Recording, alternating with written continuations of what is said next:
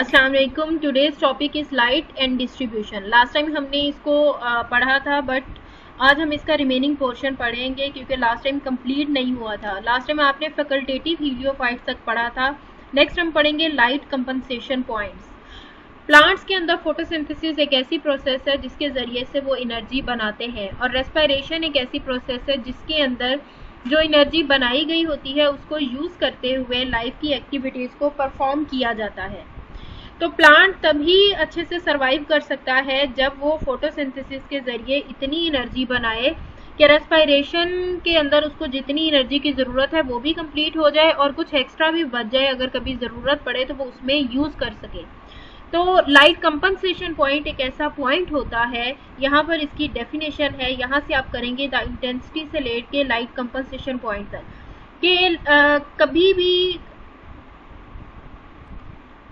Plant को energy की ज़रूरत हो तो फोटोसिंथेसिस इतनी एनर्जी बनाए जो कि रेस्पिरेशन के अंदर यूज़ हो सके।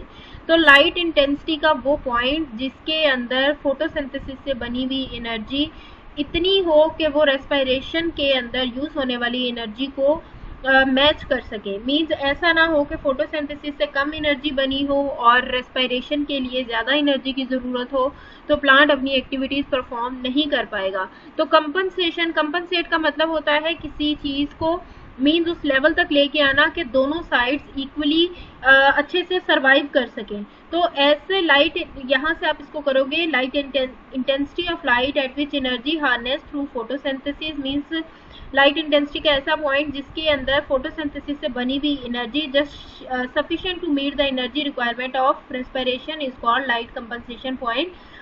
कि रेस्पिरेशन के अंदर जो एनर्जी चाहिए हो वो फोटोसिंथेसिस से बनने वाली एनर्जी उसको इक्वलाइज कर सके, तो इसको कहा जाता है लाइट कंपनसेशन पॉइंट। और ये आपने इसकी डेफिनेशन याद करनी है।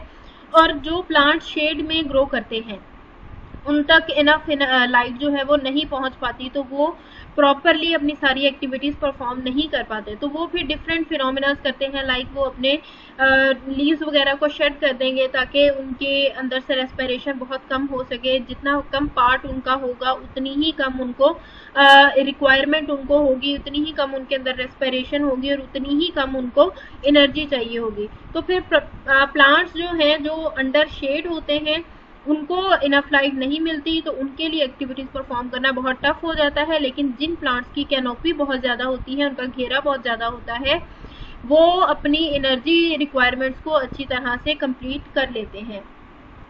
तो ये सब थी टेरेस्ट्रियल प्लांट जो लैंड पे ग्रो करते हैं, उन प्लांट्स के बारे में। नेक्स्ट अब हम पढ़ेंगे वो प्लांट्स जो कि एक्वेटिक होते हैं, जो वाटर के अंदर रहते हैं, किस तरह से वो अपनी एनर्जी रिक्वायरमेंट्स को मीट कर पाते हैं। जितनी ज़्यादा वाटर की डेप्थ बढ़ती जाती है उतनी ही कम लाइट नीचे तक पहुंचती है। वाटर की जो अपर लेयर्स हैं कंपैरेटिवली वहाँ पर लाइट ज़्यादा पहुंचेगी, लेकिन जितना ज़्यादा डेप्थ में जाते जाएंगे लाइट पेनिट्रेशन उतनी कम होती जाएगी। फॉर एग्जांपल 1% से भी लेस लाइट जो है वो पेनिट्रेट करती है अगर वाटर की डेप्थ जो है वो 30 मीटर तक पहुंच गई हो। मींस इतनी कम सनलाइट जो है वो इतनी डेप्थ तक जाती है। तो इससे जो बिल्कुल नीचे चले जाते हैं, एक पॉइंट आता है जहां पर बिल्कुल भी लाइट जो है वो नहीं पहुंच पाती। और अगर वाटर के अंदर बहुत ज़्यादा मटेरियल प्रेजेंट हो, बहुत ज़्यादा हैवी किस्म की चीज़ें प्रेजेंट हो, या फिर उसके अंदर मिट्टी वगैरह, सॉल्ट, सिल्ट, सैंड वगैरह प्रेजेंट हो, या फिर बहुत ज़्यादा प्लांट्स उसके ऊपर प्रेजेंट हो, तो बिल्कुल ही अपर वाली साइड से लोअर वाली साइड पे लाइट को जाना बहुत ज़्यादा टफ हो जाता है। फिर लाइट की पेनिट्रेशन वाटर के अंदर और भी ज़्यादा कम हो जाती है, क्योंकि जो पार्टिकल्स वाटर के अंदर प्रेजेंट होते हैं लाइट जो है उन्हीं तक पहुंच पाती है। वो जिस तरह से टेरेस्ट्रियल प्लांट्स के अंदर आपने देखा था, अगर कैनोपी ज़्यादा हो तो लाइट अपर पोर्शन तक रहती है, नीचे वाले पोर्शन तक आना उसके लिए बहुत ज़्यादा मुश्किल हो जाता है। इन द सेम वे अगर वाटर के अंदर बहुत ज़्यादा पार्टिकल्स प्रेजेंट है या फिर बहुत ज़्यादा हैवी किस्म के ऊपर प्लांट्स वगैरह जो हैं वो उन्होंने ऊपर पूरी लेयर को कवर किया हुआ है, तो बस फिर ऊपर तक ही लाइट जाएगी। जो स्पीशीज़ अंदर हैं उन तक लाइट जो है वो बहुत कम जाएगी या फिर बिल्कुल भी नहीं जाएगी। लाइट के अंदर डिफरेंट कलर्स प्रेजेंट होते हैं। अब वो कलर्स लाइट की डेप्थ पे डिपेंड करता है कि किस तरह के कलर्स, किस तरह का लाइट का स्पेक्ट्रा जो है उसकी फॉर्मेशन हो रही है, किस तरह की लाइट्स प्लांट के अंदर एब्जॉर्ब होंगी।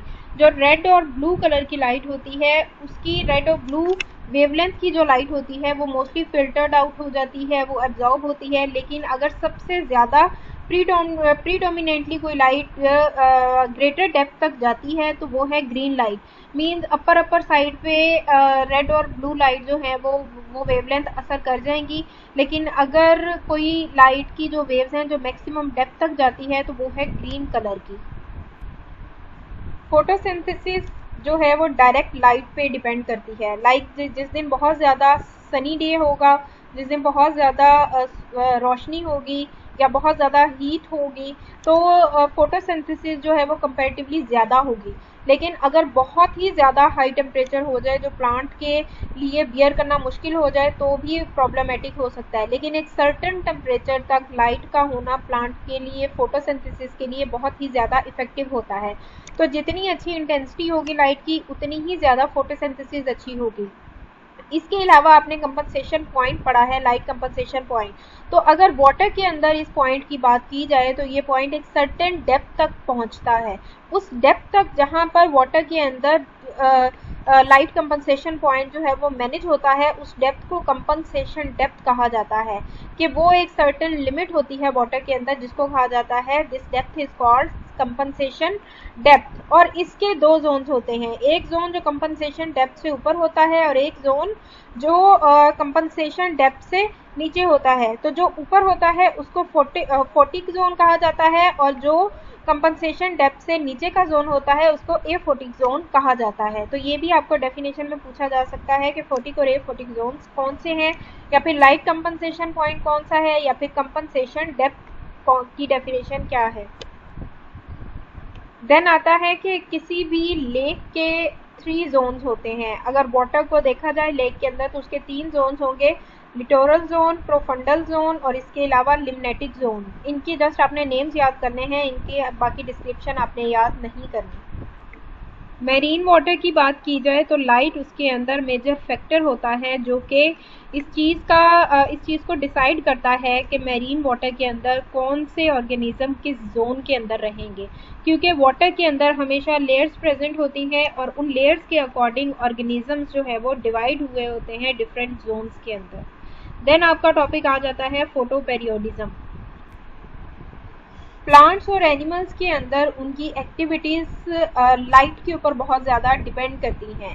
अगर लाइट बहुत ज़्यादा है तो कुछ प्लांट्स या एनिमल्स उसमें डिफरेंटली बिहेव करेंगे। अगर लाइट कम है तो फिर उसके लिए प्लांट्स और एनिमल्स डिफरेंट तरीके से बिहेव करेंगे। तो ये जो फिनोमिना होता है इसको कहा जाता है फोटो पेरियोडिज्म। एनिमल्स के अंदर डिफरेंट एक्टिविटीज़ जैसे कि ब्रीडिंग, माइग्रेशन, ये सारी की सारी एक्टिविटीज़, और प्लांट्स के अंदर अगर बात की जाए फ्लावरिंग, उनकी जर्मिनेशन, ये सब की सब डिपेंड करती है डे की लेंथ के ऊपर कि डे में लाइट ज़्यादा देर रही है या फिर डार्कनेस ज़्यादा देर रही है।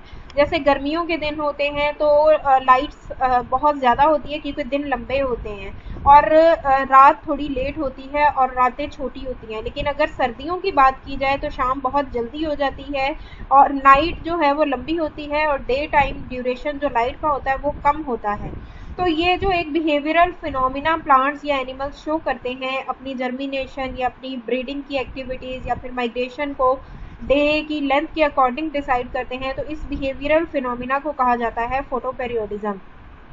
कुछ ऐसे प्लांट्स होते हैं for example radish, potato, spinach, ये सब के सब जब लाइट 12 वॉट से ज़्यादा होती है, जब दिन बहुत ज़्यादा लंबे होते हैं, मीन्स के लाइट की ड्यूरेशन पर डे 12 वॉट से ज़्यादा होती है, तो इनको कहा जाता है कि ये लॉन्ग डे प्लांट्स हैं।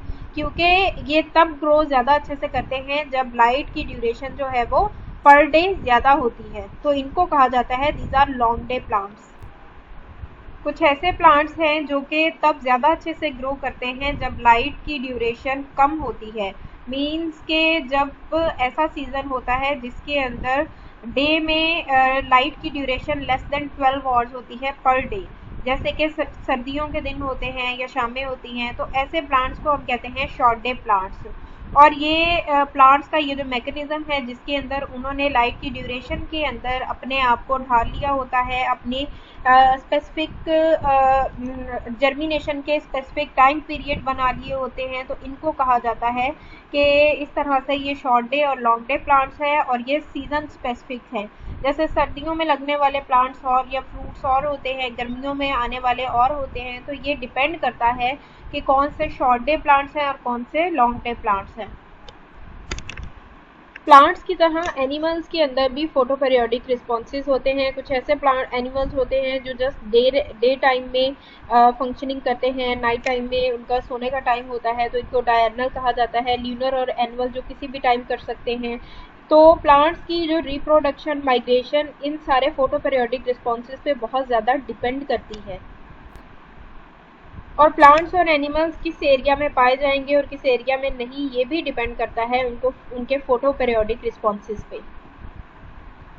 तो फोटो पेरियोडिज्म के साथ आपका लाइट का टॉपिक कंप्लीट हुआ। नेक्स्ट हम डिस्कस करेंगे टेम्परेचर, तो वो इंशाल्लाह नेक्स्ट लेक्चर में करेंगे।